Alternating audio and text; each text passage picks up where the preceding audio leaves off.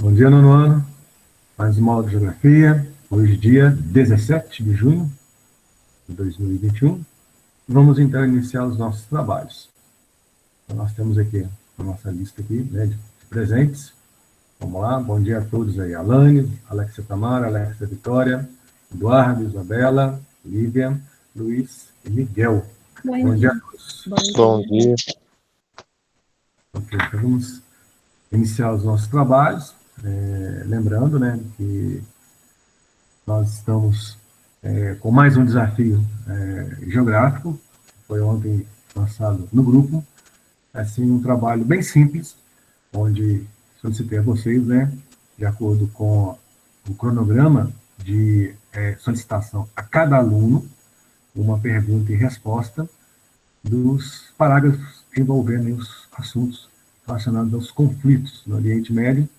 E mais no finalzinho da nossa aula, nós partimos, então, para a demonstração aí dessa atividade, do desafio, como foi na aula passada, e vocês fizeram o desafio e fizemos, né, aquela amostra rápida e correção, e a proposta do desafio da aula anterior é a mesma para a aula de hoje, quando ontem foi solicitado a vocês esse desafio aqui, ele vai toda semana acontecer, que é legal, é interessante, vocês estarem interagindo, né? Dessa maneira com que busquem as informações, e aqui nós acabamos, então, de somar os conhecimentos e ampliar mais, né, a busca do entendimento e da compreensão sobre os assuntos que estamos agora falando, que é justamente, né, um tema preocupante com relação aí a essa questão do Oriente Médio. Vocês veem o quanto que o Oriente Médio preocupa, né, a humanidade, pela sua forma cultural, econômica, social, e é notícia na TV constantemente. Ontem mesmo já foi notícia de novo na mídia. Havia acessado lá, aconteceu o cessar-fogo, né, digamos assim, e ontem já voltaram os conflitos novamente. Então, é uma briga eterna, e a gente vai entender isso hoje, tá? De acordo com os nossos trabalhos, as pesquisas de vocês aí, nas propostas que estão sendo aí solicitadas aí. Então, vamos lá então aí. Bom dia a todos, e vamos então iniciar o nosso trabalho, quando a gente vem aqui no nosso material didático. Espero que todos tenham o material em mãos, embora eu estou apresentando, mas a gente nunca sabe, né? A gente pode ter aí uma perda de sinal, espero que não, e vamos lá. Vocês estão vendo a parada complementar, que foi justamente o desafio geográfico apresentado na aula passada, quando cada aluno, né, recebeu aí uma questão, e as questões foram respondidas, fiz a correção também, está lá na nossa aula passada, é só assistirem, né, a aula enviada no grupo e no canal do colégio também. Aí vocês vão lembrar de tudo aquilo que foi trabalhado e corrigido também com relação a essas atividades aí que nós chamamos de parada complementar. Lembro que a questão 11 e 12 não chegou a nenhum aluno. Justamente as questões que envolvem os assuntos de hoje com mais detalhe. Seria a questão 11, entre os diversos conflitos que ocorrem no continente asiático, destaca-se a guerra civil na Síria. Quando fala Síria, nós lembramos aí do Kaysar, né, que é um exemplo aí de refugiados, e que aqui no Brasil está destacando aí. E depois a 12 explique o que é terrorismo e o que é extremismo islâmico.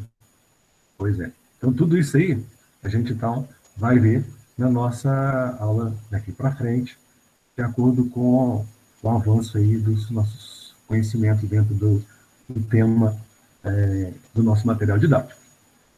Lembrando, né, que não pode faltar em interagirmos, né? Está prontinho aqui, tá bom? E essa atividade, para fixar da página 33, agora já está liberada para que vocês também façam, tá bom? Então, lembrando que todas as atividades aí relacionadas aí ao capítulo 1 já devem, então, estarem prontas, e esta que eu estou solicitando agora, né, também deverá ser feita, porque dessa semana, que a próxima, irei solicitar de vocês a postagem das atividades relacionadas às atividades aí ao longo do capítulo, né, como para fixar, a parada complementar, né, a parada obrigatória, aliás, né, a parada complementar já fizemos. O que eu quero agora é visualizar de vocês com as solicitações que eu vou fazer para envio da imagem no portal, são as paradas obrigatórias. Então, a parada complementar, não. E essa, eu acabei de agora de lembrá-los, né? Também é para fazer. Parada para fixar. Também é para fazê-la. Tá? Onde aqui, vocês estão percebendo que tem um geral do que nós falamos sobre a diversidade, contrastes e contradições na Ásia, quanto aos aspectos naturais, quanto ao imperialismo europeu, tensões e conflitos, questões socioeconômicas e migrações, população asiática. Eu já lembro a vocês que esse capítulo é o capítulo de avaliação do segundo bimestre. E em breve enviarei para vocês aí o que é mais importante de estudo sobre esse assunto, como vocês já sabem, nos envios anteriores. Tá? É só aguardar, mas ele já é material de avaliação do segundo bimestre da nossa disciplina de Geografia. Então vamos lá então aí, agora todos aí na página tem o tema 2, que é a página 34, como título Regionalização do Continente Asiático, e vocês devem, né, agora, estar lembrando aí, que esse foi um dos primeiros mapas que eu mostrei para vocês assim que nós iniciamos a Ásia. E aí eu pergunto a vocês, já começando a interagir, por que eu pedi para que vocês visualizassem esse mapa e até o mapa político que vocês receberam, pedi para que colorisse do jeito que está aqui na página 34. Alguém gostaria de me responder por que eu pedi para visualizar e, ao mesmo tempo, depois, ao receber o material, utilizar as mesmas cores dentro desse espaço aí, do mapa da Ásia? Alguém gostaria de me responder a pergunta? Temos aí a Alanis, a Alejandra, a Alexia Vitória, Eduardo, Isabela, João Pedro, Júlia, Lívia, Luiz Felipe, Miguel. Alguém gostaria de responder? Vai ficar padronizado as regiões? Sim, para ficar bem em destaque quais são as regiões da Ásia, ou seja, como ela se regionalizou, de acordo, então, com as características de cada região. Legal. Então, só para confirmar, na nossa aula, já temos aí presente, né? Alanis, Alejandra, Alexia Tamara, Alexia Vitória, Eduardo, Isabela, João Pedro. Bom dia, João Pedro. Não tinha te dado o bom dia. Júlia. Bom dia, Júlia. A Lívia já havia dado bom dia. O Luiz também e o Miguel. Ok. Então, aguardamos ainda Arthur, Lara, Luísa, Thaís e o Túlio, que deve estar aí a caminho do nosso acesso aí. Voltando, então. Então, pessoal, bem respondido aí, né? Temos, então, aí o continente asiático, com essa distribuição regional, onde nós temos, então, aí a Ásia Setentrional, Ásia Central, Oriente Médio, é o nosso foco de hoje, é um barril de pólvora, tá? Vocês vão entender o porquê que eu uso essa expressão. Ásia Meridional, Sudeste Asiático e o Extremo Oriente. Lembrando que no finalzinho da aula, também a gente vai conversar do trabalho, e vocês hoje vão montar e amanhã expor, tá? No finalzinho a gente fala sobre esse assunto aqui, que nós temos material para expor também, e vocês sabem, né, que material que é esse. A gente fala no finalzinho do horário. Bom, então vamos lá. Continente Asiático. Primeira coisa que eu acho que é importante a gente entender é justamente essa pergunta aqui. Por que é necessário dividir o espaço geográfico em regiões? Aí já foi respondido. O texto nos chama a atenção dessa importância. Então, eu vou pedir a Alanis para me responder essa pergunta aqui. Ó. Por que é necessário dividir o espaço geográfico em regiões? Uma resposta está bem aqui, bem clara aqui. Alanis, você pode dizer para nós? Uhum. Entende-se por região uma porção do espaço que apresenta características particulares e particularidades semelhantes. Ok. Então, entende, pessoal, que o que foi lido tem a ver com essa representação aqui. Cada região que está sendo aí, demarcada, digamos assim, por essas cores, que tem os seus nomes, tem a ver com a distribuição dos pontos cardeais dentro do próprio continente, né? Norte, sul, leste, oeste, centro. Quando falamos em Ásia setentrional, norte. Ásia central, centro. Oriente Médio, oeste. Ásia meridional, sul. Sudeste asiático, a parte sudeste, está dentro dos pontos colaterais, e o, o extremo oriente já é o leste. Então, usando aí os pontos cardeais e colaterais. Para distribuir, né, como foi bem lido aí pela Alanis, as características particulares e semelhantes. Então, caso haja uma pergunta, por que o continente asiático é dividido em regiões? Devido a quê? Suas características particulares semelhantes, e que muita tem. São bastante. Entre elas aí, questão territorial, questão cultural, questão religiosa. Nossa, essa, então, muito preocupante. E por falar nisso, então, de acordo com o texto, regionalizar significa ou agrupar regiões para facilitar o estudo e a administração de cada território. E temos como, de acordo com o texto, exemplos, destacando aí aspectos físicos, tá? É importante ressaltar os aspectos físicos. Temos também, além dos aspectos físicos, que somam os culturais, esses, então, cada um com as suas particularidades, principalmente a questão religiosa, que é bastante tensa na região, tá? A questão econômica, nas práticas econômicas, e também a questão da localização de cada uma. Então isso é muito importante e deriva, então, a questão da regionalização dentro do continente asiático. Essa regionalização do continente é baseada na localização geográfica, como já falei, usando até os pontos cardeais e colaterais. Dentro dessa visão, nós não podemos escapulir da questão 2. Quais são as características regionais da Ásia setentrional?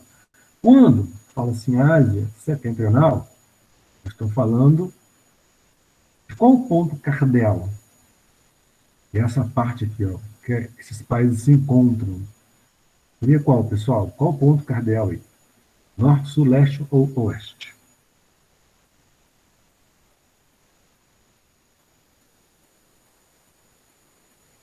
Olhando aqui pela localização, sempre o mapa de quando tem a orientação pelos pontos cardeais, sempre aponta o norte. Então, pessoal, essa parte aqui, ó, setentrional significa... E aí, pessoal, o que significa essa parte aqui? Sul ou norte? Norte. Norte, né? Então, vamos lá, então. Quando fala em Ásia setentrional, né, de acordo com a pergunta, ó, quais são as características regionais da Ásia setentrional? Ou seja, quais são as características regionais da Ásia ao norte? Né? Então, vamos fazer um outro convite aqui. Alejandra, vou te fazer um convite para você, então, ler para mim essa característica aqui, que é a pergunta 2. Quais são as características regionais da Ásia setentrional? O que você pode ler para nós? A Ásia Centro-Onal corresponde à porção asiática do território da Rússia, a leste dos Montes Urais. Ok. Então, correto aqui. Está vendo aqui? Nos Montes Urais, tá? A Rússia bem ao norte da Ásia. Lembrando que aqui são 60% da Rússia, porque os outros 40% do território da Rússia se encontra aqui na Europa, que já estudamos aí assunto anterior. Ok. Na sequência aí, vamos lá então agora para a participação de um aluno. Me parece que o próximo na nossa lista seria o Arthur. Não vejo ele aqui. Me parece que o Eduardo está sem sinal. Não está aqui também na nossa lista. Então, vamos lá, João Pedro. É a sua participação. João Pedro, vamos lá então participar? Quais são as características regionais da Ásia Setentrional? João Pedro, quando eu falo Ásia Setentrional, eu estou falando em que parte da Ásia? Qual Ásia que é? A Ásia que se encontra na parte do centro, certo? Então vamos lá, João Pedro. Então vamos lá, a resposta sua é essa aqui. Ó. Pode ler para nós essa parte que acabou de ser selecionada no nosso texto sobre a Ásia Central. A Ásia Setentrional corresponde à porção asiática do término do território da Rússia, a leste dos montes Urais. Ok, essa foi a Ásia Setentrional. A Alanis já participou conosco nessa resposta. Agora é a sua vez de participar conosco na resposta 3. Quais são as características regionais da Ásia Central? Aí essa aqui. Ó. Eu estou apontando aqui com a mãozinha aqui. Ó. Você pode ler para nós? A Ásia Central situa-se entre o Mar Cáspio e o oeste da Rússia e da China, na porção central do continente. A maior parte dos países dessas duas regiões integrou a antiga União Soviética em 1991. Ok. Então, essa parte da Ásia Central são os países, né? 5 países, tudo terminado com TAM. Cazaquistão, Uzbequistão, Turcomenistão, Quirguistão e Tajiquistão. Então, esses países, né, eles se limitam, como o próprio texto nos informa aí, ó, oeste da Rússia, né, a parte oeste da Rússia, e da China, né, oeste, Mar Cáspio, limite com o Mar Cáspio, oeste da Rússia e da China, né, estamos vendo aí, ó, e na porção central, bem ao meio. Pegando mais aí, Ásia regional, nós vamos para a participação da Alexia Tamara na questão 4. Quais são as características regionais da Ásia Meridional ou subcontinente indiano? Aí, Alexia Tamara, eu te convido a fazer a leitura. Quando a gente inicia aqui, ó, termina aqui. Você pode ler para nós, começando aqui ó, com a Ásia Meridional, que é a pergunta que você vai nos responder. Alexia Tamara, você pode ler para nós a resposta?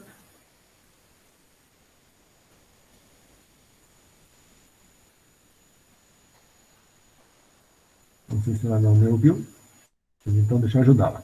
Bom, a Ásia Meridional, ou subcontinente indiano, região localizada no sul do continente, é caracterizada por completar os países mais pobres da Ásia, com baixa expectativa de vida e elevada mortalidade infantil. Então, pessoal, nós estamos falando justamente desta parte aqui, que é o sul da Ásia, tá? Onde temos a Índia, Paquistão, Bangladesh, Sri Lanka, Nepal, Butão. Então, a gente vai estudar em breve nesse capítulo, tá? Todas essas situações que foram citadas aqui com relação à questão dos países mais pobres, baixa expectativa de vida e elevada mortalidade infantil. Quando fala baixa expectativa de vida, os adultos, né, não conseguem chegar à idade de idosos. Muitas vezes morrem aos 59, 60 anos, até menos. E elevada mortalidade infantil tem a ver, né, com os bebês que nascem e morrem com menos de 1 ano. Isso que é elevada mortalidade infantil. Tá? Na sequência aí, dessa regionalização, nós temos agora a participação da Alexia Vitória. Com a seguinte pergunta: quais são as características regionais do Sudeste Asiático? Tá? Essa resposta está bem aqui, logo após, está tudo em seguida. Tá? Alexia Vitória, você pode iniciar aqui para nós, onde a mãozinha está apontando. O Sudeste Asiático. O Sudeste Asiático abrange vários países, como Malásia, Brunei e Filipinas, e em grande parte dessa população vive da agropecuária. Ok, então, o Sudeste Asiático é justamente essa região aqui, ó. Mianmar, Laos, Vietnã, Camboja, Malásia, Singapura, Indonésia, Filipinas. E aí, né, está citando essa questão, né? Grande parte da população vive da agropecuária, que é uma maneira até de subsistência, tá? Vamos falar dessa região também, em breve, dentro desse capítulo mesmo. E para finalizar, nós temos então aí a última parte, né, da regionalização do continente asiático, que é justamente essa aí, ó, questão 6. Deixa eu ver aqui um próximo aluno aqui na minha lista. Luiz. É você, Luiz. Pelo que eu posso visualizar aqui. Depois de João Pedro, o próximo presente é Luiz. Vamos lá, Luiz. A sua pergunta é número 6. Quais são as características regionais da Ásia Oriental ou Extremo Oriente? Eu te convido a fazer a leitura dessa parte, que é tudo isso muito importante. Vamos lá, Luiz. Onde está a mãozinha apontando aqui sobre a Ásia Oriental ou Extremo Oriente?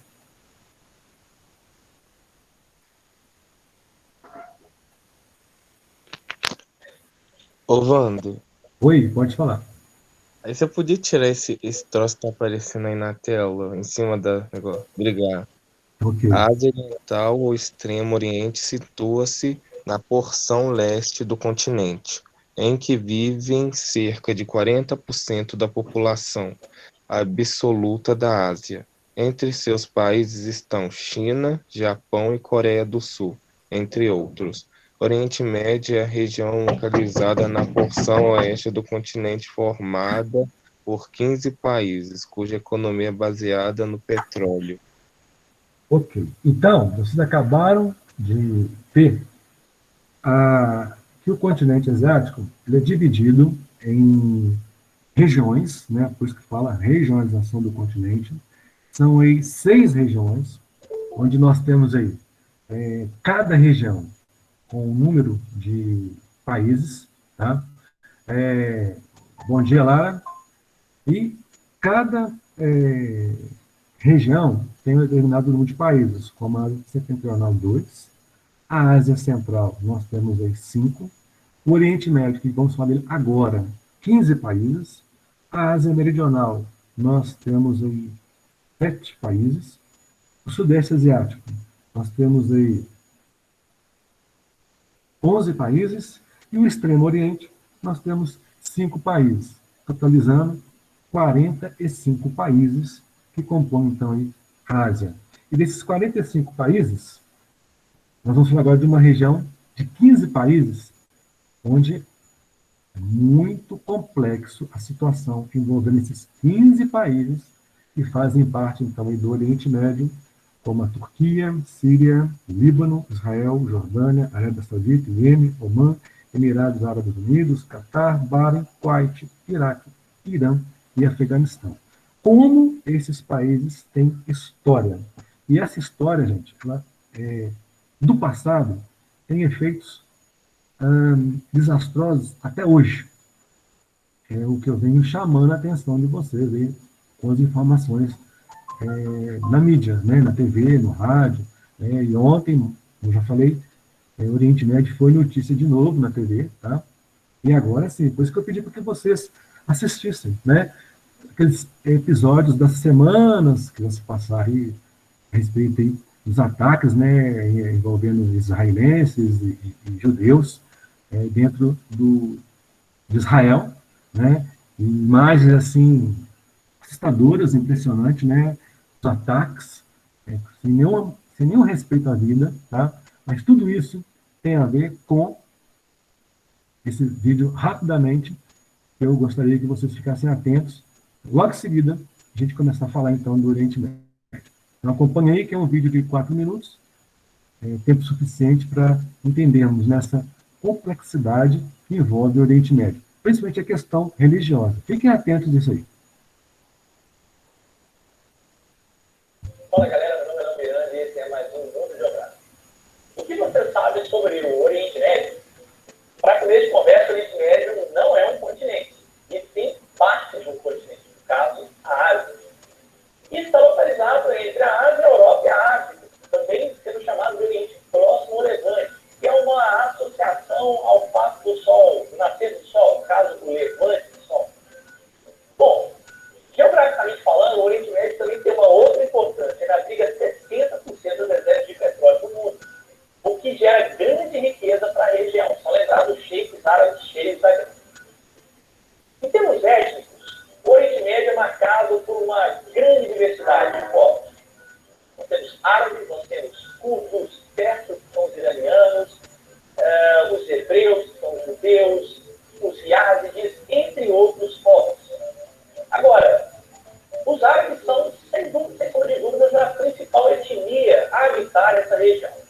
A palavra árabe significa, literalmente, aqueles que habitam a Península Arábica. Os árabes, curiosamente, não estão presentes só na Península Arábica, estão presentes também no norte da África. Em termos religiosos, o Oriente Médio abriga os berços das 3 maiores religiões monoteístas do mundo, que são, basicamente, em ordem cronológica, o judaísmo, o cristianismo e o islamismo. Essas 3 religiões são chamadas de religiões abraâmicas, porque possuem o patriarca Abraão como fator comum, daí o nome religiões abraâmicas. Dentro do islamismo, que é, sem sombra de dúvidas, a principal religião dentro do Oriente Médio, há uma divisão. Na verdade, mais de uma divisão. A principal delas, as principais subdivisões, são xiitas e sunitas. Para entender essa história, essa divisão de xiitas e sunitas, precisa voltar na história. Quando o profeta Maomé morreu, mais ou menos ali por volta do século VI, foi iniciada uma crise sucessória para saber quem seria o sucessor de Maomé. Havia um grupo que defendia que o sucessor de Maomé deveria ser consanguíneo de Maomé.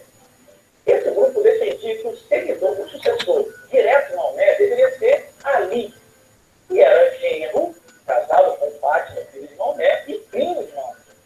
Então, da linhagem genealógica de Maomé. Esse grupo minoritário foi chamado de xiita, ou Xiachari, seguidores de Ali. Ao mesmo tempo, a maior parte da comunidade islâmica defendia que o sucessor de Maomé deveria vir da própria comunidade, dos líderes mais próximos a Maomé. No caso, o califa, a palavra califa significa sucessor, deveria vir dessa comunidade que era a maior parte do mundo islâmico. E desde então, essa divisão perdura. No mundo islâmico, mais ou menos 80% da população é sunita e mais ou menos 15% xiita. Sobrou 5% aí que tem uma divisão entre caligitas, sufis, entre outras denominações no mundo islâmico. Essa divisão está muito clara dentro do território do Oriente Médio.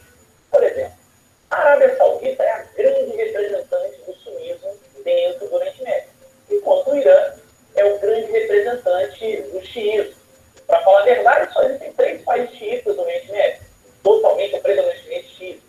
O Irã, o Iraque, seu vizinho, e o Bahrein, que é um país pequenininho, está na Península Arábica.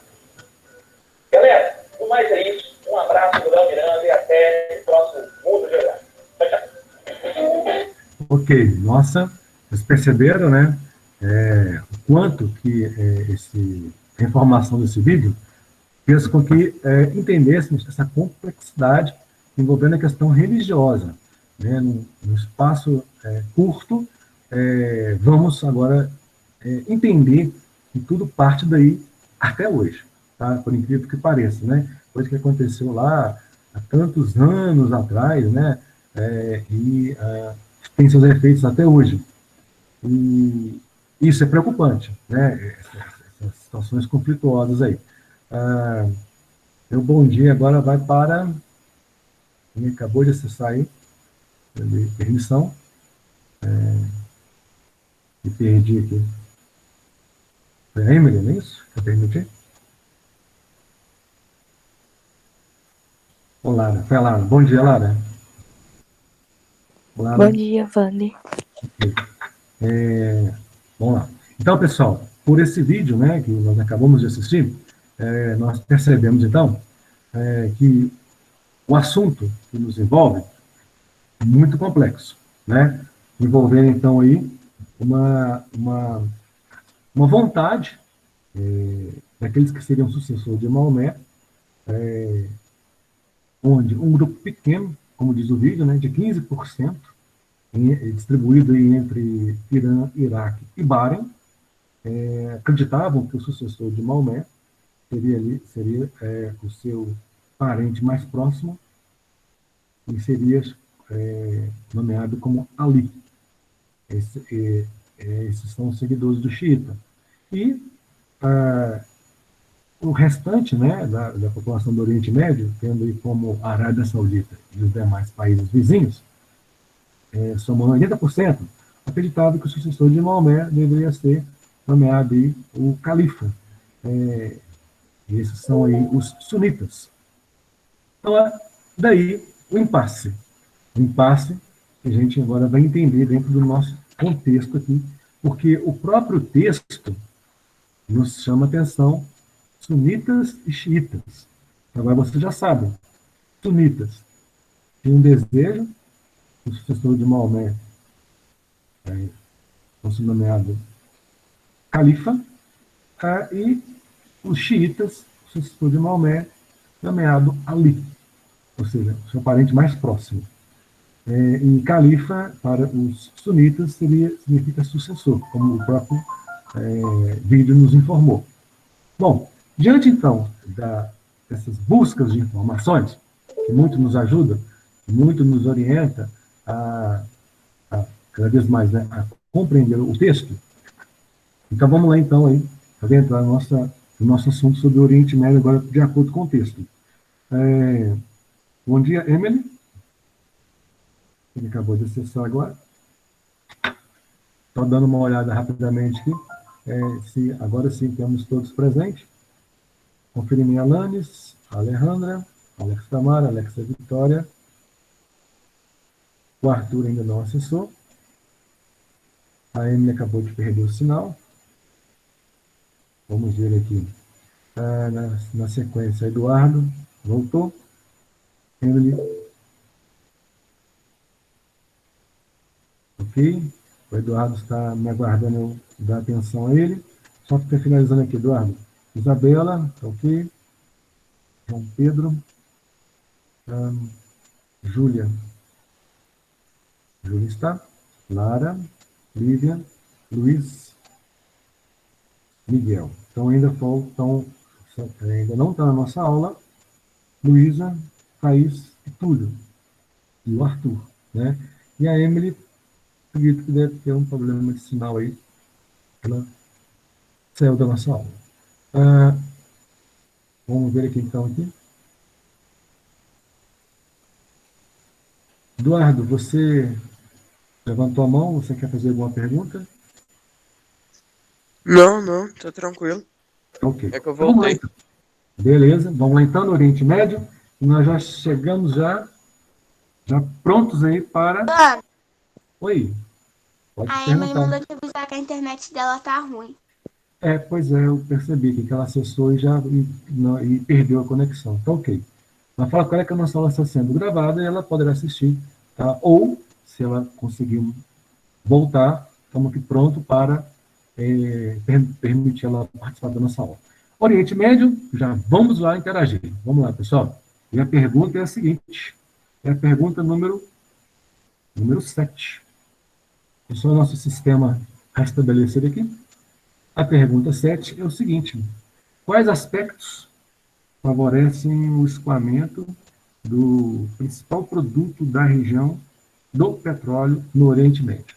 Bom, vocês não podem esquecer, né, que nós estamos falando do Oriente Médio, que tem todas as suas características, e o petróleo sem dúvida, né, a maior economia da região, tá?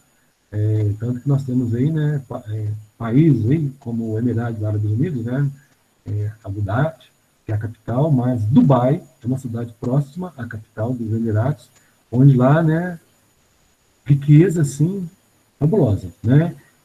Temos até apartamentos lá, né, que as torneiras são até de ouro. Reportagem aí, há tempos atrás, no Fantástico, mostrando aí o que é uma riqueza de uma localidade. E, em função disso, então, lá número 7, quais aspectos favorecem o escoamento do principal produto da região do petróleo no Oriente Médio? Vamos fazer, então, o convite aí a Isabela, na sequência aqui, né, próxima aí, a próxima aluna, Isabela. Isabela, vamos lá, então, me responder essa pergunta.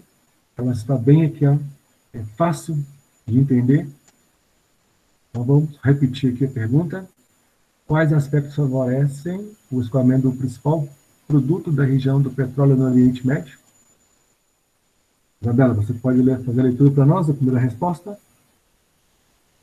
Posso. Então, vamos lá. Situado em área estratégica na confluência dos continentes africano, asiáticos e europeu. O Oriente Médio banhado pelos mares Mediterrâneo, Negro, Cáspio, Vermelho e pelo Oceano Índico. Ok. Então, quando fala confluência, significa então que está entre, né? Então, nós temos já África, Europa e a própria Ásia, né? Com as demais regiões aí. E também, né? Fazendo aí, né? Limites litorâneos, o Mar Mediterrâneo, o Mar Negro, o Mar Cáspio, o Mar Vermelho e o Oceano Índico. Então, o Oriente Médio é privilegiado, né, por essas entradas do Oceano Índico e os mares em vários países da região, comunicando então aí, né, das suas atividades portuárias. É uma estratégia. Na sequência, então, isso tudo que a gente acabou de ver aqui agora, e eu mencionando aí a localização com a resposta que a Isabela nos deu, então podemos dizer então que a região ela desperta a atenção das potências mundiais em função aí dos inúmeros conflitos que eclodiram em seu território, sendo o principal foco de tensão da Ásia. É o que a gente então vai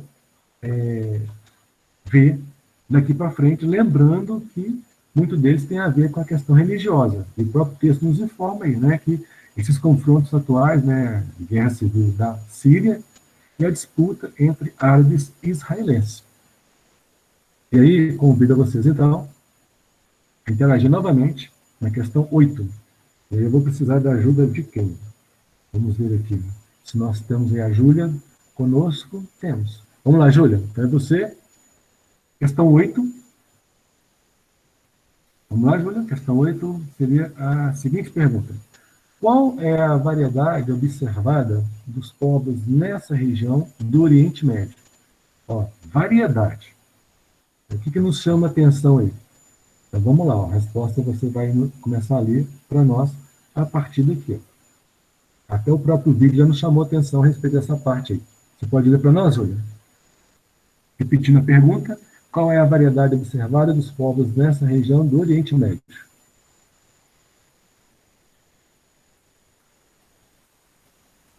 Não sei se a Júlia está nos ouvindo, mas ela está conectada, né? Está aqui. Então vamos lá, vou ajudar a Júlia na resposta. Nessa região, que é berço das 3 principais religiões monoteístas, como foi falado pela ordem, né? O cristianismo, aliás, na ordem é judaísmo, cristianismo e islamismo. Então tudo partiu do judaísmo. Daí derivou o cristianismo, logo em seguida, né? Como uma novo conceito, né?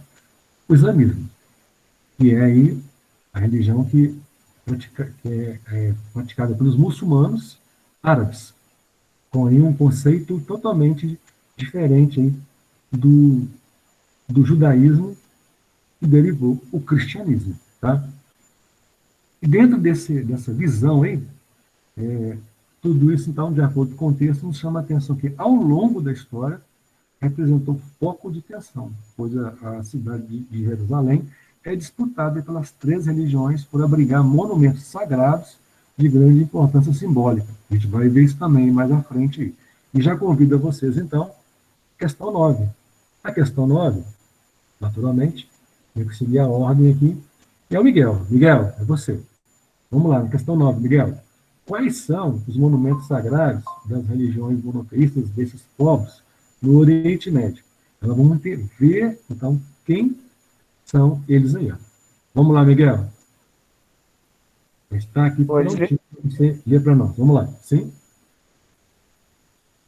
O nome da rocha para o islamismo, local onde Maomé subiu para os céus. O Santo Sepulcro para o cristianismo, local tradicional da crucificação, do enterro e da ressurreição de Jesus Cristo. E o Muro das Lamentações para o judaísmo. Parte do segundo templo construído por Salomão, localizado na cidade de Jerusalém e o local mais sagrado para a religião judaica. Ok. Então, vocês estão percebendo que a história tem suas marcas, né? E aquilo que é deixado por essas marcas é passar de geração em geração. Só que há muito extremismo, né? Pela interpretação que cada um faz de acordo com aquela doutrina que segue. Então, nós temos uma região aí onde nós temos o judaísmo, o islamismo e o cristianismo, mas mais precisamente o judaísmo versus islamismo, que são aí o islamismo dos muçulmanos, os árabes, né, os palestinos, e o judaísmo, né, dos judeus, israelenses. Israelenses, esses que estão dentro de um território que foi aí determinado a sua criação, o Estado de Israel, em 1945, de acordo com a ONU, estabelecendo que essa localidade seria, então, aí, o Estado de Israel, embora uma parte dele tenha população palestina. E essa população palestina que é sufocada pelas ideias judaicas, em ampliar cada vez mais o território. Tá? E diante de tudo isso, nós temos então aí a questão sunita e xiita, que foi até o próprio vídeo, né, que nos chamou a atenção. E um outro detalhe, além dessa questão religiosa, né, que envolve tudo isso aí, né, que a região é rica em petróleo, economia diversificada no setor de serviços. Para falar em rica, né, e diversificada, a gente entender essa questão aí, rapidamente da religião, de acordo com o texto da página 35, vamos à pergunta próxima. Qual a dificuldade natural do Oriente Médio e as suas consequências? Deixa eu ver se nós temos... sim, essa resposta seria na página próxima, mas antes de irmos para a página próxima... não, ainda nessa página sim. Deixa eu ver então quem que vai me fazer essa leitura aqui. Deixa eu ver para quem que eu posso fazer o convite. Lara, seria você, então, e a nossa convidada. Oi, Wandy. Vamos lá, essa questão 10. Qual a dificuldade natural do Oriente Médio e as suas consequências? Então, você vai localizar a resposta aqui para nós, que já está marcada. Você pode ler para nós, viu?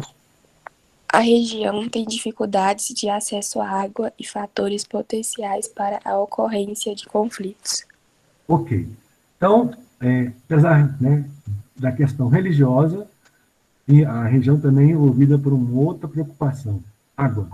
E a gente vai ver isso daqui a pouquinho, como que Israel alimenta a sua população com água de esgoto e água do mar. Calma, essa água de esgoto ela passa por um processo, tá, de purificação, tá, gente? Calma aí. Para vocês verem o que é o investimento, né? E, atualmente, voltando aqui para a nossa realidade, ontem na mídia mostrou que os nossos reservatórios estão aí preocupantes, né? E em função disso aí, que a nossa energia a maior parte pela produção hídrica, né? Das represas, com a redução do volume de água, há também uma redução da liberação desse volume para a produção de energia, quando então é acionada as termoelétricas. O que são as termoelétricas? São a energia produzida por força motor. e esse motor ele é movido aí pelo petróleo, né? É como se fosse um veículo ligado 24 horas, né? Fazendo ali girar turbinas para produzir energia. Aí a nossa energia está ficando mais cara. Além de mais cara, mais poluente, né? Que são aí toneladas e toneladas aí de gás carbono sendo lançado na atmosfera para produzir essa energia em função da nossa energia hídrica está sendo produzida em menor quantidade para poupar os reservatórios. Então, vocês estão vendo que a água é uma questão preocupante também. Mas, voltando à questão do Oriente Médio, nós temos, eu chamo a atenção desse texto, né, falando dos sunitas, que é 80% no Oriente Médio, e os xiitas, 15%. E esses 15% conseguem fazer barulho, tá? Com os sunitas, que são 80%. Então, o texto, ele nos chama a atenção dessa margem aí, ó, de 80%, tá? Vão acompanhando aí, que é representado, então, pelos sunitas, tá? E temos aí, né, os xiitas, pelo vídeo citou 15%, mas o texto cita 20%. E a questão dos dois grupos está aqui, ó, na divergência relacionada ao sucessor do profeta Maomé, morreu no ano de 632, no território que hoje é a Arábia Saudita. E o mais importante disso tudo aí, é que fala, né, a respeito aqui, né, que do Ali, né, que é o genro de Maomé, que os xiitas gostariam que ele fosse o líder na época, né, e dentro dessa visão, né, os sunitas acreditavam que seria melhor um califa, que é alguém da comunidade. É um impasse aí, ficou na época.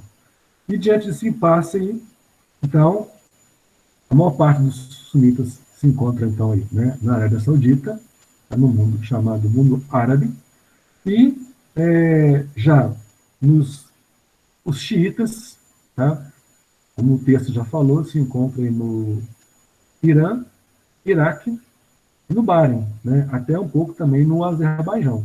Para vocês verem que eles representam, de acordo com o texto do livro, 20% estão espalhados nesses países aí, e 80% na Arábia, dos sunitas na Arábia Saudita e entre a redondeza.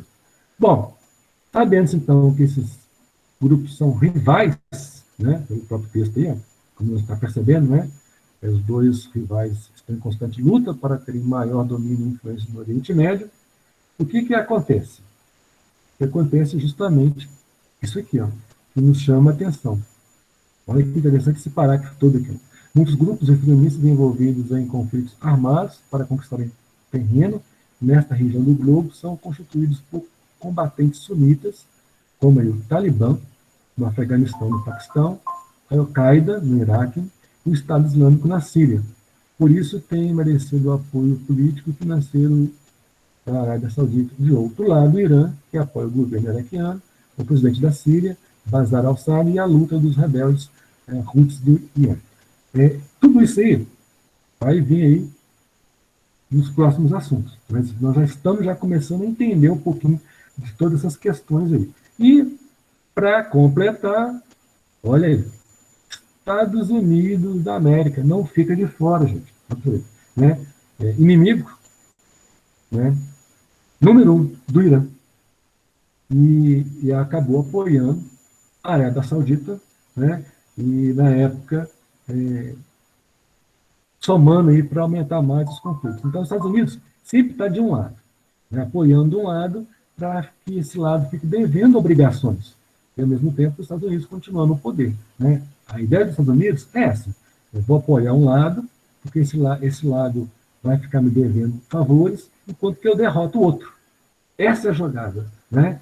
E isso, então, finalizando, o texto nos chama atenção. A tensão entre sunitas e xiitas é tão acentuada que a mínima provocação pode surgir um novo conflito.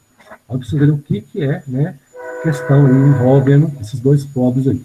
Sunitas representam 80% e xiitas 20% a 15% aí. Lá na página seguinte, aspectos naturais do Oriente Médio. Então agora a gente vai perceber o Oriente Médio, com relação à questão relevo, hidrografia, clima, vegetação, solo. Dentro dessas observações, nós já temos uma paisagem mostrando aí a região da Mesopotâmia, que é a região, né, banhada pelos rios Tigres e Eufrates. Só que aí a gente está percebendo uma região, a imagem está muito, não dá para definir assim, o que de fato nos mostra, mas o texto ao lado nos diz que apresenta condições naturais que favorecem o cultivo agrícola. Dessa até por a questão, né, dos rios Tigres e Eufrates nessa região. Mas é uma região também que tem uma parte de menos úmido, né, quase desértica. Mas onde os rios passam, aí sim, acontece então aí a prática da atividade agrícola. E, como o texto já diz, né, a região está sob influência de climas áridos e semiáridos, o que salva é o rio Tigre e Eufrates, onde eles passam, né? Já temos uma pergunta aí, será de número 11. Então, vamos à pergunta. Quais são as características da vegetação, do relevo e da hidrografia do Oriente Médio? Essa pergunta vai envolver essas características físicas. A gente, então, vai localizar agora, mas eu preciso de saber aqui. Lívia, você está me ouvindo? Oi, Wander. Ok, Lívia, legal. Então, vamos lá, então. A pergunta é: quais são as características da vegetação, do relevo e da hidrografia do Oriente Médio? A sua resposta, ela começa aqui, termina aqui. Ó. Você pode fazer a leitura para nós aí, onde vai falar da vegetação, do relevo e da parte hidrográfica. A vegetação predominante é composta de regiões de deserto e de Steppes. Isso. O relevo conta com planaltos e planícies entre o litoral e o conjunto montanhoso, destacando-se a planície da Mesopotâmia e o planalto da Arábia. Ok. Quando fala vegetação de steppes, não sei se vocês recordam, mas nós temos aí, né, uma vegetação distribuída na Ásia, e essa vegetação, ela então, de acordo com aquele mapa de vegetação que já passei para vocês há um bom tempo, eu já vou cobrar a postagem da imagem dele, tá? Em breve. Essa vegetação de steppe, então, a gente pode, de acordo lá com a distribuição da numeração dentro do mapinha, poderia ser aí a número 36, que se encontra aí na região aí, do Oriente Médio. Tanto que, na distribuição das imagens, aquele nosso mapinha, lá está número 28. Eu até estou aqui com o nosso mapinha em mãos.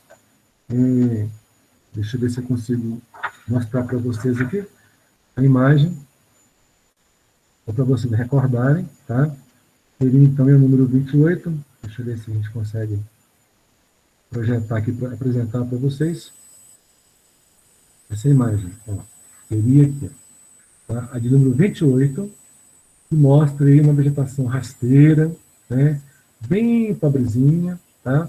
A de número 28 se localiza na região do Oriente Médio. Só mesmo para vocês recordarem, né? E lembrando, né, pessoal, aproveitando esse mapinha, em breve, né, vou solicitar a postagem dele, tá bom? Então fiquem atentos aí, tá? E quando a gente fala de Oriente Médio, né, nós estamos falando, então, dessa região aqui, onde está aí o número 28, tá bom?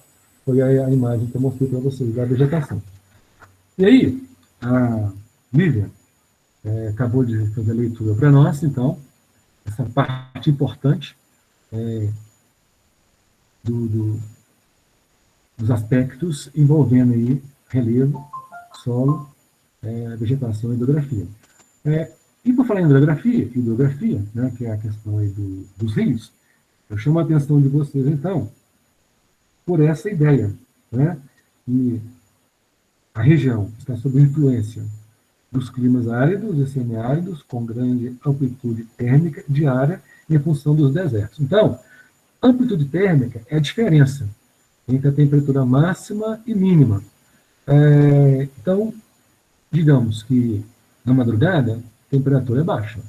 E durante o dia, com os raios solares, a temperatura é alta. Mas quando fala grande amplitude térmica diária, é essa questão.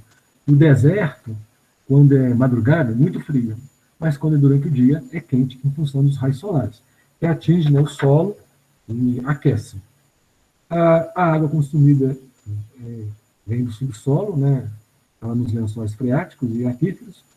O baixo índice de chuva compromete o abastecimento da população.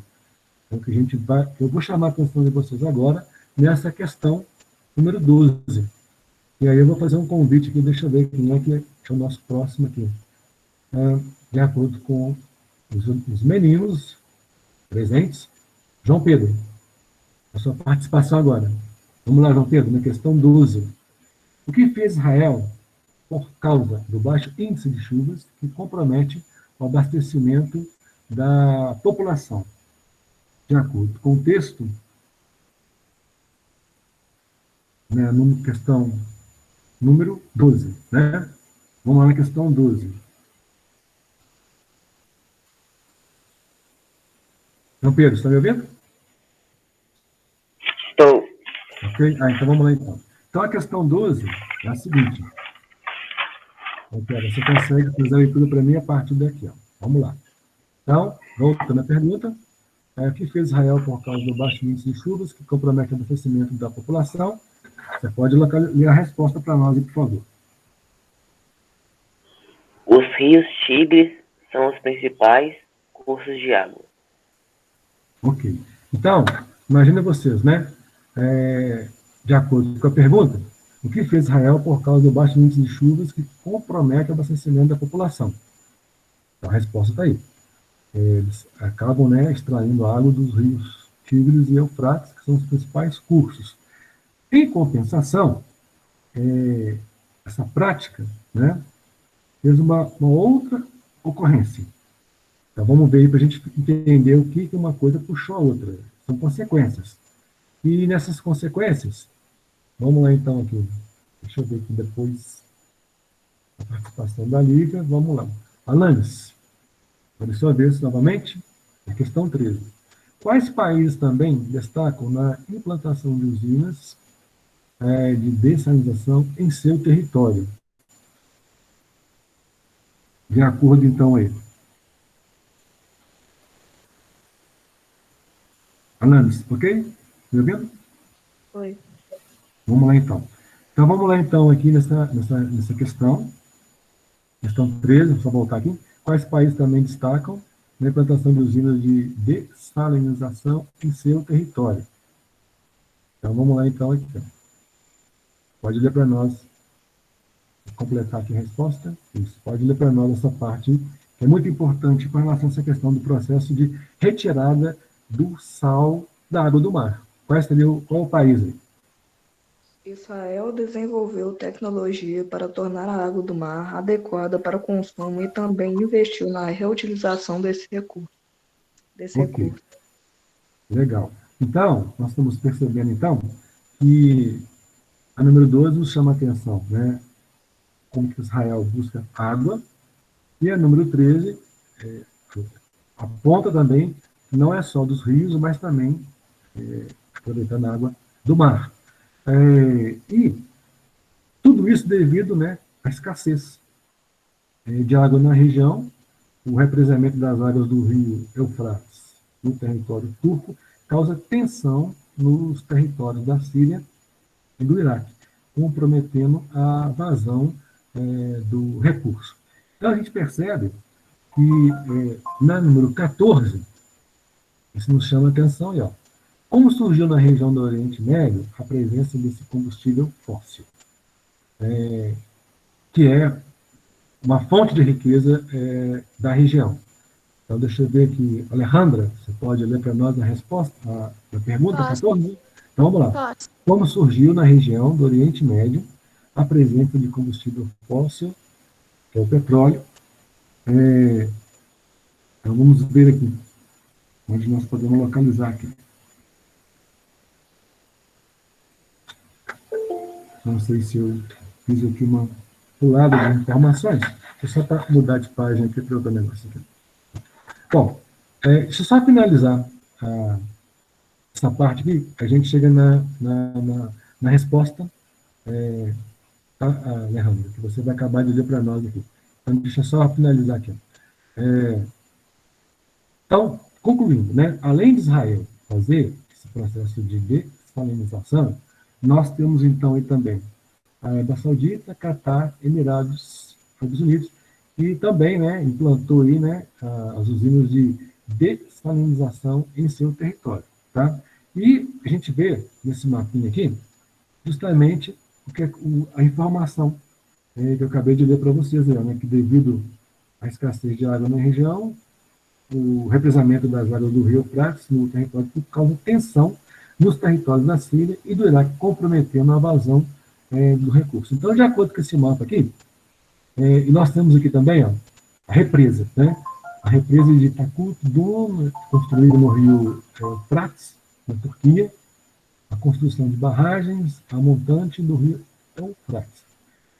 Compromete a vazão da água e o abastecimento da população no Iraque, que está ajudante do rio.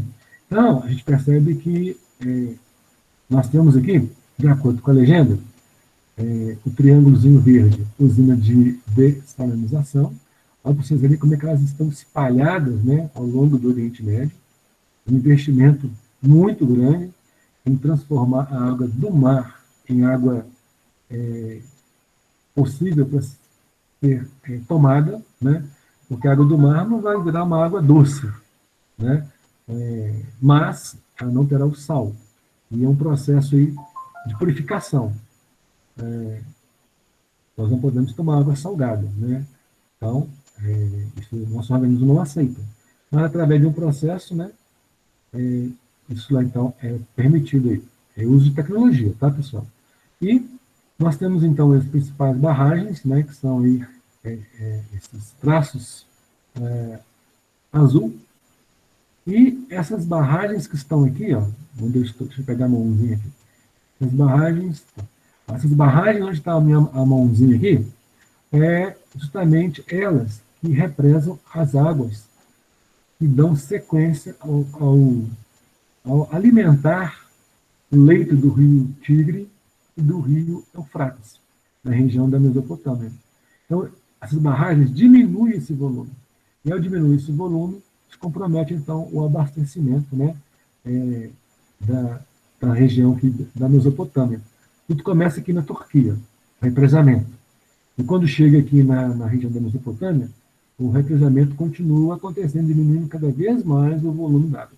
E isso, então, é causa de tensão na região dos países que veem que o volume de água está diminuindo, né?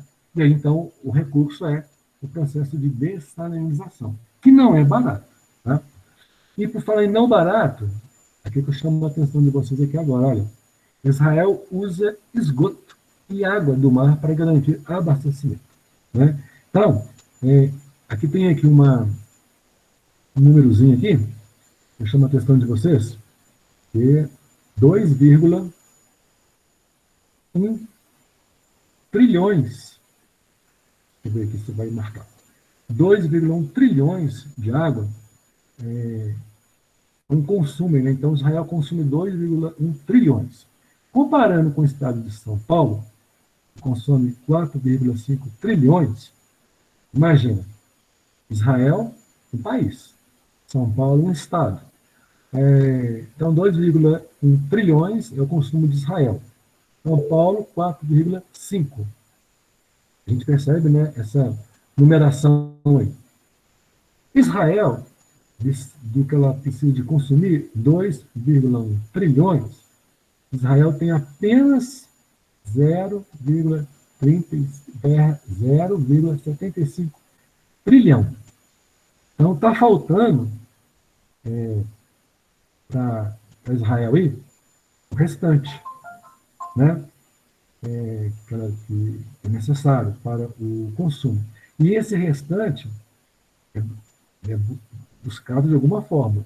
Então, matematicamente, né, se formos fazer a continha aí, Israel consome 2,1 trilhões, apenas tem no seu território 0,75 trilhão, então está faltando 1 trilhão e 35 milhões de metros cúbicos de água para o consumo. Aonde que Israel está buscando? Aqui, esgoto e no mar. É aí que Israel está buscando a água, né? E de acordo com esse professor da Universidade Werner Hadin, que é professor da Universidade de Jerusalém, ele deu uma entrevista, né, ao jornal Folha, que é aqui do estado de São Paulo, e ele diz então, né, que em Israel hoje nós temos bastante água, com certeza, buscando aqui, né, tratando isso aqui e dessalinizando isso aqui.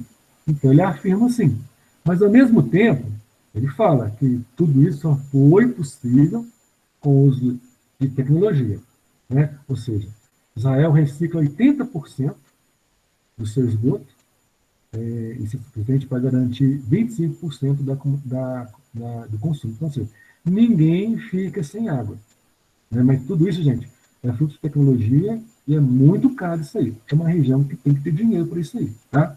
E como o texto fala, não, a tecnologia que garante os avanços não é barata. E, então, né, nos chama a atenção que há, né, uma cooperação do governo, do setor privado e também das academias envolvidas nesses estudos aí para melhorar isso aí. Ao mesmo tempo, ele chama a atenção dessa parte aqui, ó, já vai nos chamar a atenção de uma situação que envolve nós aqui no Brasil. Né? É caro, mas o avanço e a competição entre as empresas levou à queda no preço, de acordo com a cobrança, que no ano de 2000, né, cada 1.000 litros de água dessalinizada custava $1,50, hoje custa hoje 60 cents, né, que é 60% do valor de $1. E aí, diante de toda essa visão, estudo da falta de água lá, ele fala do desperdício daqui. Olha o que ele nos diz aqui. O Brasil, onde a água parece abundante, precisa encontrar soluções. Diz, precisa olhar para dentro de si e perguntar se o governo está investindo na indústria da água com prioridade. E ontem, acabei de mencionar para vocês um pouco antes, o jornal ontem diz que os nossos reservatórios estão com o volume baixo. Em função disso, começou então a utilizar as termoelétricas. Energia fica mais cara quando se liga às termoelétricas, porque elas são alimentadas com combustível fóssil, né? Então, vocês estão percebendo? E hoje existe uma campanha, né? Vamos diminuir o volume d'água, vamos economizar energia. Vocês estão vendo, gente, que é muito sério essa questão aí, de sabermos de fato, né, sermos aí bem prudentes aí com a natureza, né? Afinal de contas, vocês estão envolvidos em um projeto de meio ambiente que fala de tudo isso que envolve essa questão, né, da ação, do hábito, da atitude. E vocês, né, é a geração hoje tem que ter essa visão para um futuro melhor. Porque senão, como é que vai ser, como é que vai ficar a questão água para vamos pensar, né, para os filhos e os netos de vocês, né? A escassez, a gente está vendo uma escassez no Oriente Médio. E no nosso país, na nossa região aqui, não está muito longe se a gente não fizer essa parte. E ele chama a atenção também da questão dos vazamentos, que no passado, quando não se preocupava muito com essa questão, né, isso acontecia muito no Estado de Israel. Né? Israel investe também em tecnologia para o controle desses vazamentos. E foi reduzido, né, de 15% a 10%, que antes era de 34% o desperdício. E aqui no final aqui nos chama a atenção essa questão toda aqui, ó, né? A expansão é parte do plano de Israel, o governo tem como missão promover técnicas israelenses para a água e a energia sustentável ao redor do mundo, incentivando os empregos. Então, essa visão de Israel estão querendo se propagar isso para o mundo, né? Ele fala que estou no Brasil há 6 meses, as pessoas gastam muita água aqui, há uma diferença cultural, porque não existe a sensação de escassez que há em Israel. Em Israel, muito dinheiro é gasto no governo para educar e regular o setor disso. No Brasil, é visto como um investimento, mas a situação muda quando há escassez. As empresas não querem investir para trocar os seus câmbios, mas não há opção. E aí? Diante dessa parte, que eu chamo a atenção de vocês, né, com relação à questão dos recursos hídricos de Israel, mostrando nesse mapinha todo o processo para se obter água que precisa, né, alimentar a população, extraída aí, lógico, com tratamento, né, esgoto e do mar, ou um outro tratamento também, que não é barato, isso faz a população ficar mais consciente. E aí, pessoal? O trabalho que vocês têm em mãos para apresentar amanhã é muito importante essa informação, não é, pessoal? Pode falar aí, quero ouvi-los. Também gostaria de falar da importância dessa relação que a gente está vendo com o trabalho que vocês estão fazendo? Alanis, Alejandra, Alexia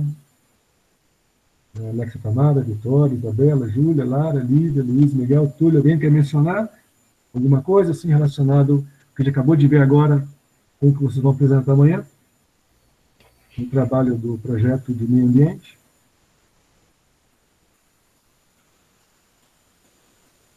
É importante, né, economizar água e tal. Eu acho que por esse país passar a escassez de água, eles meio que aprendem a economizar. Sim, correto. Então, vocês estão percebendo que vocês podem usar amanhã, né, aqueles alunos, né, que forem na linha de frente da apresentação do trabalho, amanhã às 14 horas, podem usar esse exemplo, né, e o trabalho que vocês realizaram fazem com que vocês pensem muito no atual e a missão que se tem para o futuro, né? É um trabalho que não é simplesmente fiz e não sei o porquê. Fiz e sei, nos preparando para sermos mais sensíveis às nossas atitudes para hoje, que vai muito compensar a todos no futuro. Então, esse trabalho, pessoal, que vocês realizaram, do projeto Meio Ambiente, né, da qual fizeram parte comigo da coleta seletiva, é aquilo que eu falei. Não tem como a gente jogar fora aquilo que está dentro. Nós temos que reaproveitar, ou diminuir o consumo, né? Sermos sensíveis mesmo a essa questão que envolve meio ambiente, consumo, sustentabilidade. Então, nós estamos vendo um exemplo assim, muito legal de Israel, como que eles conseguem vencer o desafio da falta de água. Usam tecnologia, cara, mas ao mesmo tempo eles observam várias partes do mundo. O Brasil foi citado aqui. Há um desperdício muito grande de água, principalmente pela distribuidora, né? Começando pela distribuidora de água, cujos tubos, né, já estão bem antigos, aí, precisando de serem renovados, né? Essa tubulação aí. Por isso que de vez em quando a gente vê em reportagens, né, na mídia aí, né, vazamentos, residências precisando ser reformadas e outros assuntos mais. E por falar em outros assuntos mais, eu acredito que muito contribui para a fala de vocês amanhã, usando o nosso próprio assunto, tá? E lembrando, né, que neste ano toda a mídia, né, focou o Estado Oriente Médio na Ásia, como aí mostrando, né, a importância de se ter sustentabilidade com o uso da água e de outros recursos, enfim, do meio ambiente. Eu falei meio ambiente, olha a preocupação aí. Economia do Oriente Médio. Essa economia do Oriente Médio, agora sim, Emily. Foi a Emily que eu havia pedido para fazer leitura? Quem que eu pedi para fazer leitura e eu pedi para guardar um pouquinho? Não recordo mais. Foi eu. Alejandro, né? Alejandro, então tá bom. Agora é você, então, com essa pergunta aqui. Número 14. Espero que ela esteja ainda aqui no ponto para nós. Se não tiver, vamos buscá-la. É o que nós estamos fazendo agora. Pessoal, página 38. economia do Oriente Médio. Vamos falar, então, da menina dos olhos do Oriente Médio. Essa menina dos olhos do Oriente Médio é chamada de petróleo. Tá? E por falar em petróleo, a pergunta, então, que a Alejandra vai ler para nós, é essa aqui, de número 14. Como surgiu na região do Oriente Médio a presença desse combustível fóssil? Nós já vamos começar a entender como que ele surgiu. Primeiro, não posso deixar de falar que o Oriente Médio detém cerca da metade dos recursos mundiais de petróleo principal na sua atividade econômica. Agora vamos à pergunta. Como surgiu na região do Oriente Médio a presença desse combustível fóssil, o petróleo? Alejandro, então, vai nos dizer a partir daqui. Pode ler para nós, Alejandro, respondendo a questão 14. É resultado da movimentação de placas tectônicas levou ao fechamento de oceanos primitivos, garantindo a disposição de minúsculos vegetais marinhos que posteriormente, sob elevadas temperaturas e calor no subsolo, deu origem ao petróleo, também conhecido como ouro negro. Vocês perceberam, então, que a movimentação das placas tectônicas há milhões e milhões de anos, né, abrindo fendas, fechando fendas, engolindo seres animais, vegetais, isso tudo aí depois passou por um processo de alta temperatura no subsolo e virou esse ouro negro, que é o petróleo, onde 25% dele se encontra no Oriente Médio, pessoal. Olha só que interessante. E aqui nós temos um mapinha mostrando, né, de acordo com a legenda, onde o petróleo ele é encontrado, onde tem os oleodutos, os portos, onde ele mais produz, tá? Ele está percebendo, né, que na Arábia Saudita o volume é muito grande em toneladas, né? 575 milhões de toneladas, né? E depois vem aí o Irã, depois já vem o Iraque, depois vem os demais.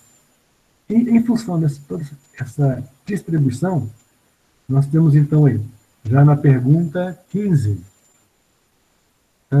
vamos convidar aí, vamos ver o nosso próximo aluno da lista. Próximo aluno é o Luiz, né? Luiz, sua participação novamente. Vamos lá, Luiz. Questão 15. Por que a exploração e a distribuição do petróleo garantiu à região uma condição estratégica e geopolítica?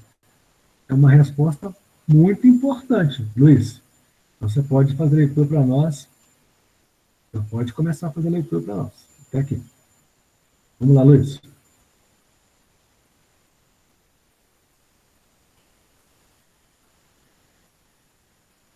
Não sei se o Luiz me ouviu.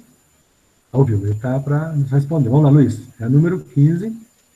Pode ler para nós aí.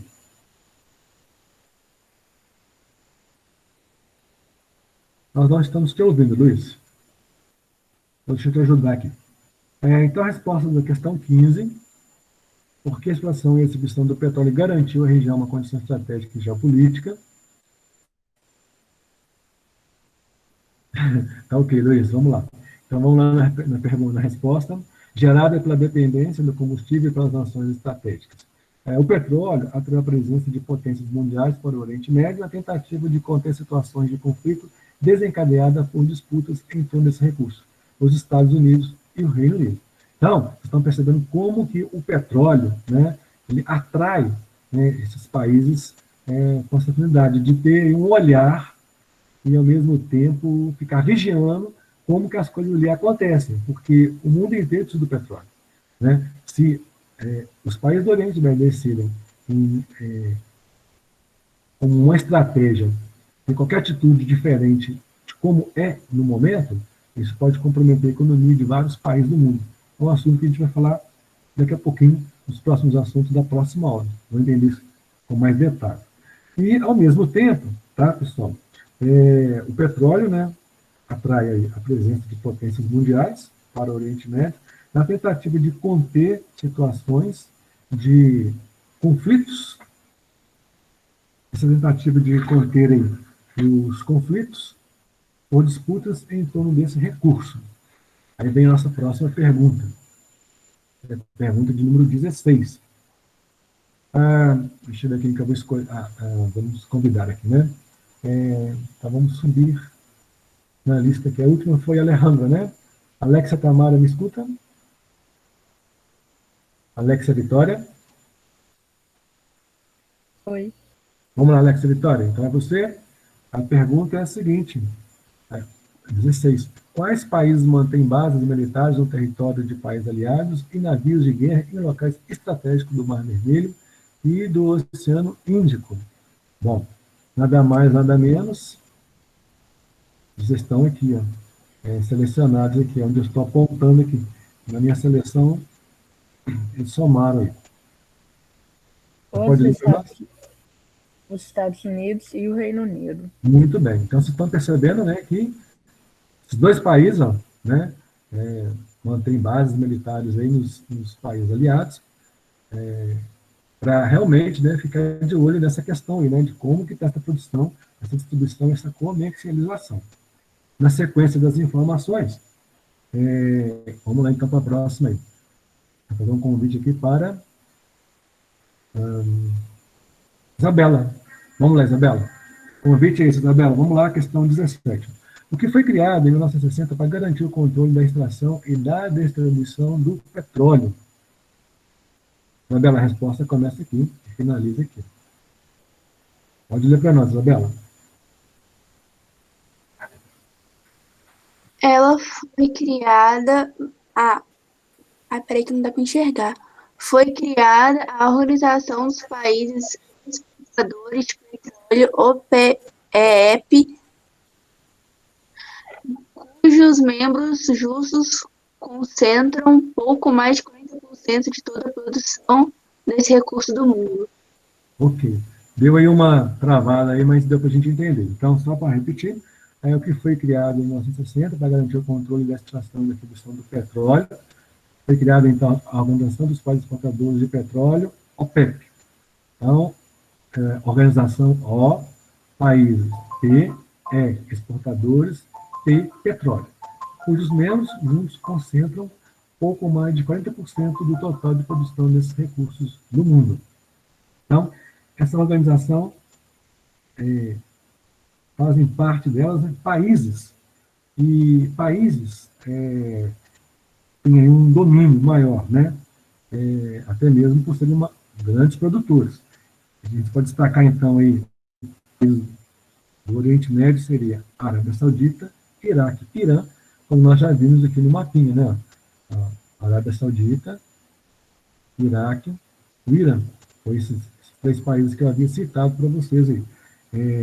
E Estados Unidos e Reino Unido, de olho nesses países aí, estrategicamente, se aliaram em 1960, criaram essa organização, para ter um controle, né, da produção e dos valores, né, a ser repassados aí, no mundo aí.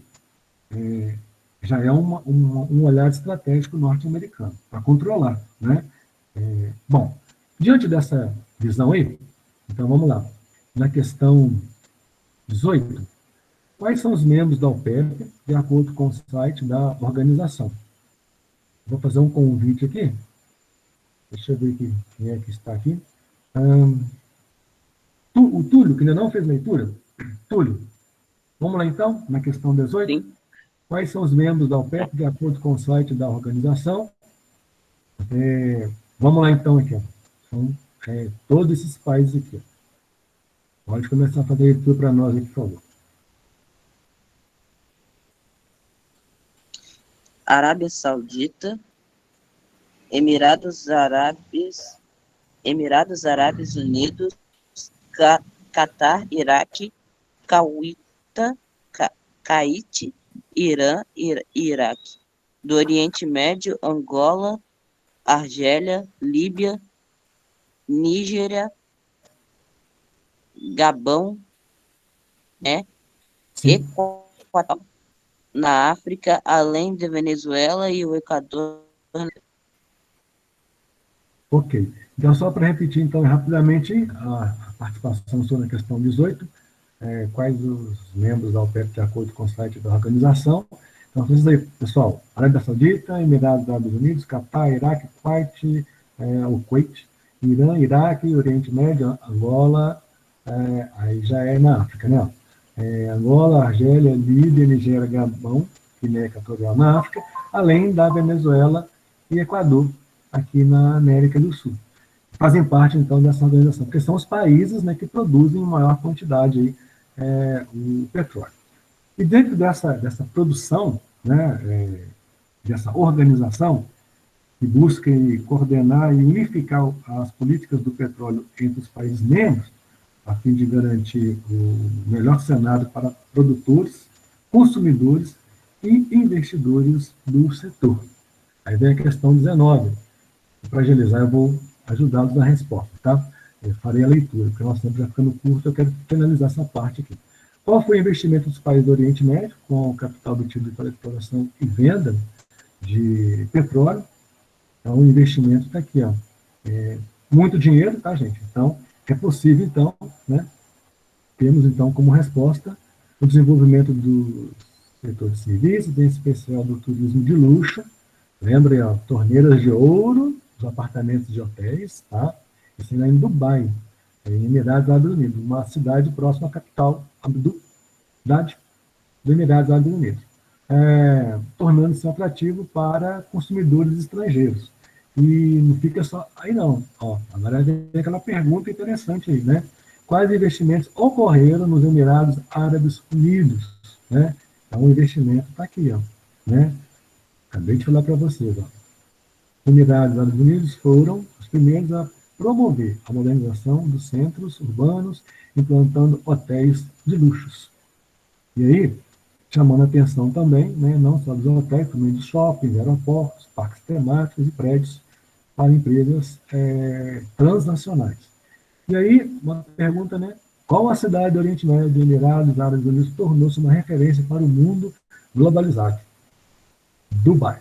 Famosa Dubai, e a gente tem uma foto da capital aí dos Emirados, né, Abu Dhabi, mostrando aí um exemplo, né, de investimento aí em um espaço, né, onde ocorre então aí as temporadas de Fórmula 1, né, que é um espaço com uma estrutura assim muito rica, pelo que a gente percebe aí, né? Bom, e uma outra coisa importante também que eu gostaria de mencionar para vocês seria a 22. Quais países do Oriente Médio promoveram mudanças semelhantes às cidades de Dubai e Abu Dhabi? Aí é efeito dominó, né? Seria então aí, com todo esse processo, né, de globalização, o uso da língua inglesa, a prática do consumo de marcas estrangeiras e o contato com turistas acarretaram na ocidentalização das populações árabes. No Catar, por exemplo, as mulheres têm maior liberdade de circulação que nos países vizinhos, podendo até mesmo trabalhar fora de casa. Então, a pergunta seria essa, né? Mudanças semelhantes. Então, seria o quê? Aquilo que se vê nos vizinhos, tentam também fazer em outras localidades mais distantes. É um processo de globalização mesmo, né? Um puxando o outro. E para finalizarmos, nós temos então aí quais alterações do processo de modernização do Oriente Médio tem promovido nos hábitos local da população. Seria então aí justamente essa questão aí, né? Dessas mudanças aí de liberdade e de circulação. Até havia marcado aqui. E essa questão 24, quais são as porcentagens de imigrantes vindos dos países asiáticos e africanos que buscam emprego na construção civil nos países do Golfo Pérsico? A porcentagem, então, é mencionada aqui. A porcentagem de imigrantes da população total pode ultrapassar 50%, como são os casos de Catar e dos Emirados Árabes Unidos. Neste último, a proporção chega a 38%. Então, diante de tanta riqueza, qualidade de vida e mudanças, né, de prosperidade, as pessoas circulam mesmo essa busca, né, de melhorar as suas condições. E para finalizar, então, a gente tem um zoom chamado Golfo Pérsico, tá?